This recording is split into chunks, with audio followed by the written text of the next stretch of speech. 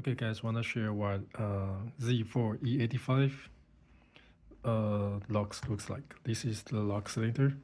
So first, this is the part that triggers the actuator, and there's a pin here that keeps it locked on the mechanism here. So you have to knock it out.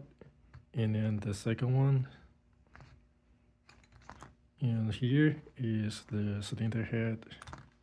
So it also has a lock here, so you have to take it out, otherwise the main cylinder will be stuck inside.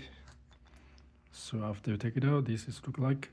So my pin was spinning, my key was spinning because there should be something here, maybe your cylinder or something, and it makes it not to move freely, but now it's missing, so it's moving freely.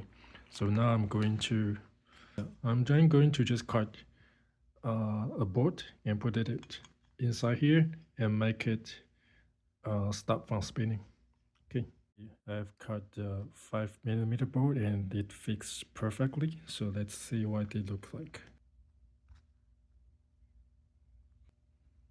Okay, after I tried a little bit and I finally managed to put it in, and the lock is locked in perfect position and will not spin anymore.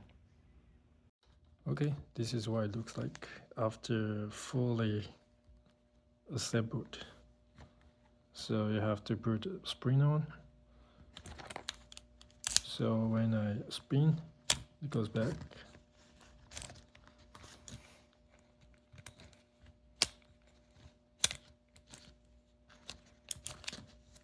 Okay, I fixed my zero lock. Okay, this other thing I want to mention is that for this part, I don't know what this was originally because it's been messed up. So for this part, if you push it aside, like from this to this direction, the cylinder will be disengaged with this mechanism, so it will be spinning. I don't know why BMW designed that. If you know, you could tell me. So what I do is I decided to put something here.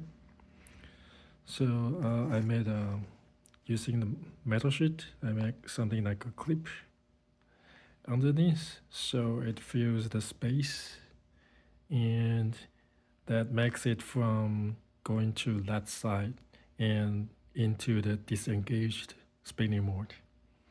Again, if you know why they designed it, please tell me.